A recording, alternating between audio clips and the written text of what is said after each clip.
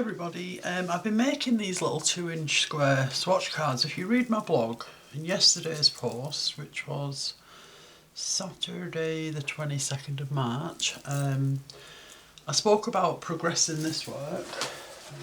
Hang on. Progressing this work, okay, but I needed thinking time. So what I decided to do, they're very useful, these little swatch cards, 2x2. So it's literally a piece of paper and a piece of fabric collaged and stitched down with a web stitch in a single colour of DMC. And I've written the colour number on the side. You can probably see that there. You might not be able, what are you doing? You might not be able to make out the actual number. There you go. Honestly, I'm useless at that. There. It's there. So I've done 8 of these, I think. 2, 4, 5, 6, 7, 8, and I've got another 2 here, nearly finished. I've just started this one. I'll do a little bit on that in a minute. I do them on a big piece and then cut them out. It would be really difficult to do this if you're just holding this and working with this. So doing it on scrap, I always keep my paper scrap paper. This is acrylic paper for painting on with acrylic paints basically, but it's got a lovely texture. So I keep all my offcuts and they come in really useful for this. Now I've got some more of these little swatch cards that I made for a different project. They're here. They've got more going on them actually than on this one, these ones. But so they were made for this book, okay, and this book was a theme from a design sheet. There's some here, as you can see, they've just got little bits of ribbon on those. Okay, and then progress the work.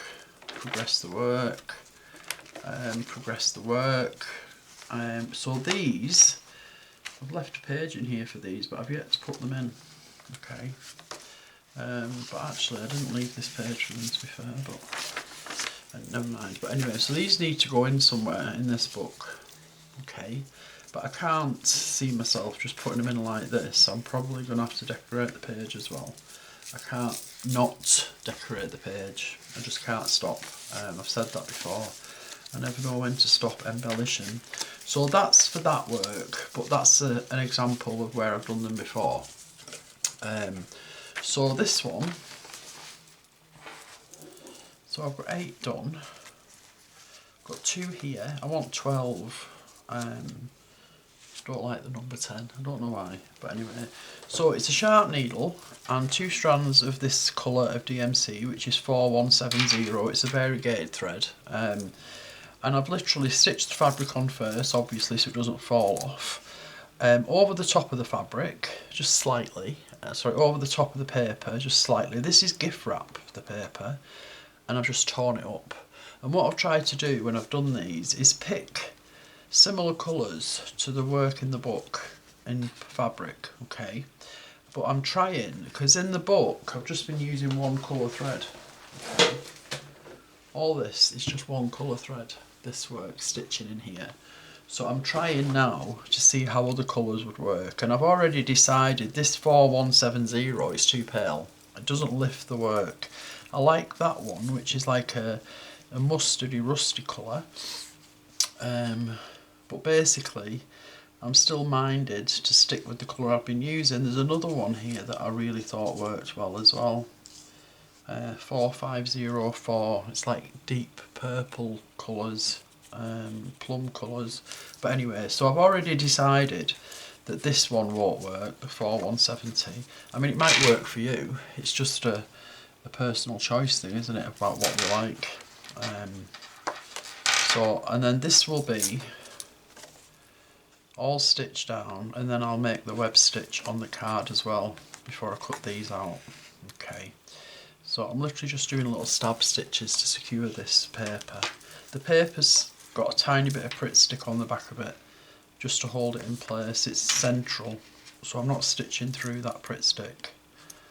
I'm just catching the paper at the edge. I mean, it would stay without the stitch, but I think the stitch enhances it, especially when you've got a darker colour. So if I just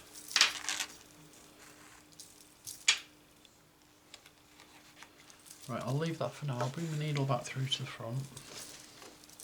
If you're in my class, you could maybe try doing some of these for your work or for the little books we've been making, because they're really lovely page fillers. That's your homework if you're in my class. Get cracking on and do that. So this one, I think this one looks really nice with the, you see that? Yeah. So the darker colours or the more vibrant colours are much better for me personally than the paler, gentler colours. And sorry about the glove, I've got some dermatitis and you don't want to see it, trust me. So that's what I'm up to, and I've got plans to do different little cards. Now the thing is, where I'm going to put them, that's another thing. I was thinking about that before. They might not necessarily go in here because, I mean, so that's my next page. I mean, I suppose I could, but I don't. I'd have to give it a lot of thought about how it was presented, because I don't just want to plonk them on and leave it. So it might well be that I do a separate page and slip it in, or that I start another book just with these in, because I've got ideas for another 2. So another block of things that's done in a different way, and then another block of things that's done in a different way. So it might find its way into its own little book, which I could then maybe put in here, because I'm a big fan of putting books in books, if that makes sense. So that's what I'm up to, okay? And I'm loving it. Love it. So there they are. Thank you. Have a lovely Sunday.